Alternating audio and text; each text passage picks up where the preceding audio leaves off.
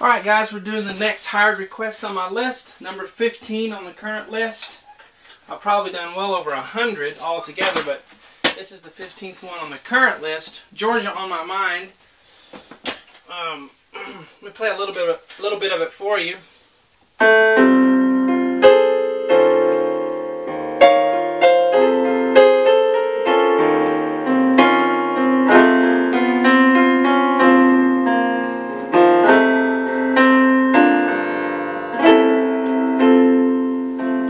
And then we have, of course, the jazzy melody that comes in here. This is all just intro, okay?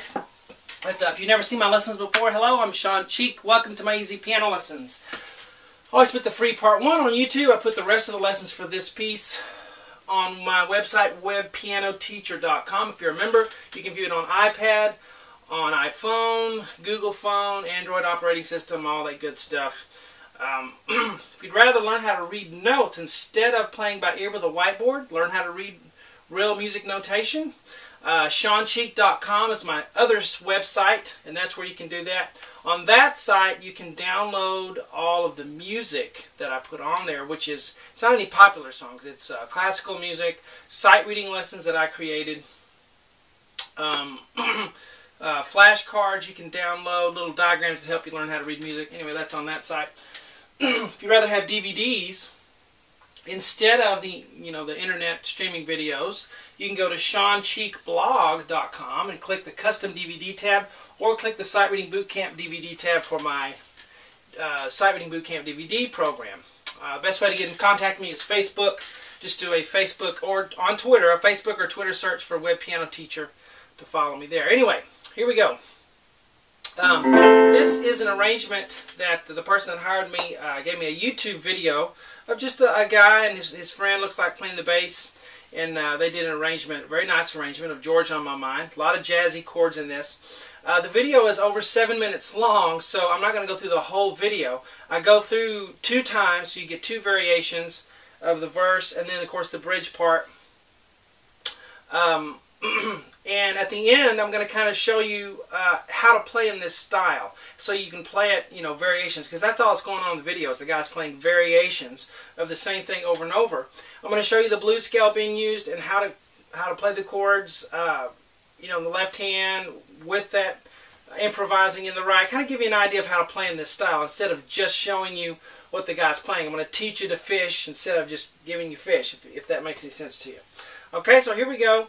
With our intro, we're going to start with A below middle C, and then we're going to go to middle C and G. Again, this is the intro. The actual Georgia doesn't start to appear. Okay, so we're going to hold that for a bit, then we're going to do an F in the left hand, and then we're going to,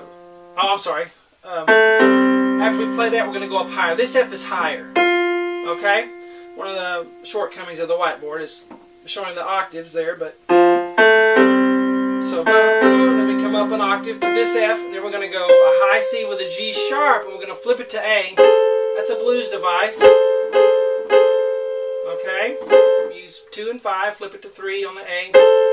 Now here's a neat chord. What I did here, I changed a little bit what the guy was playing because of he's got a bass player. And you can play differently when you have other instruments playing with you. You don't have to fill in everything. But if you're doing piano solo, you got to fill it all in. So I kind of changed and did that because I think the piano player in the video was staying up here, and it just doesn't fill it out quite as much. So in green here, I changed this to C sharp, F, A, and C. I didn't change the chord. I just changed the voicing of it so that it fills out a little bit more. Low E flat on the left hand for that bass note. Really cool chord. It's a good jazz chord. As soon as you go to that, you just melt, Very nice. Alright, so left hand's on the F, C, F. I didn't write all the little bitty notes in the left hand that are put in because the board gets confusing that way. But once you play your chord or your octave, you can, of course, keep playing the same chord that you're on the left hand whenever there's a gap, and we'll do some of that as we go along. But so we play the rhythm here in this first, well, let me finish out in the right hand. You have up high F and C sharp, Then we go down to F natural, and then F and C natural. So bum bum bum.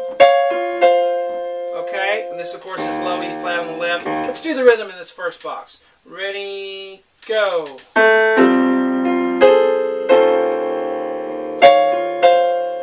I'm playing an octave here on the E flat, and that would be advisable. Let's do it again. Ready and go. So I played another E flat in there, even though I didn't write it in. It's okay to do that anytime here when we're playing. And actually, this is a pickup to count one. Bum bum. So we have 3, 4.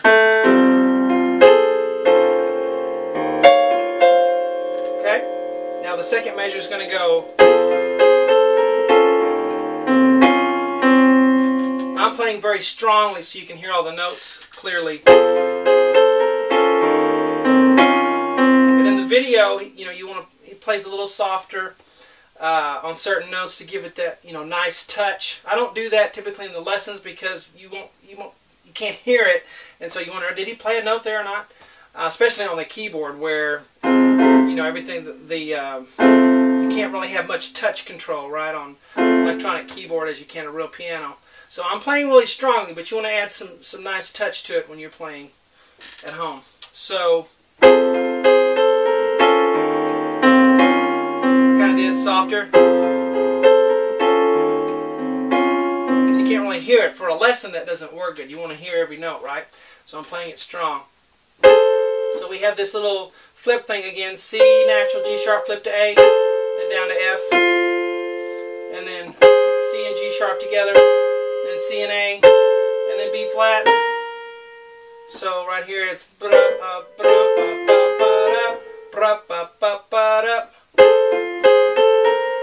and then C sharp, F natural, and A. An augmented chord in there. That's a nice augmented chord. Same chord as we did here, really. And then C, middle C, natural, and then F and C sharp, and then back to C natural. Now the rhythm is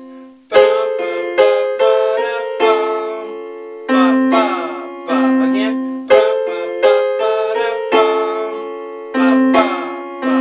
The left hand's on F there. Put the C in there again if you want here. We go to E flat there, the E flat octave. Right after you play the right hand there. So we have right here and go. Again. Now let's tie these two rectangles together. Ready, go.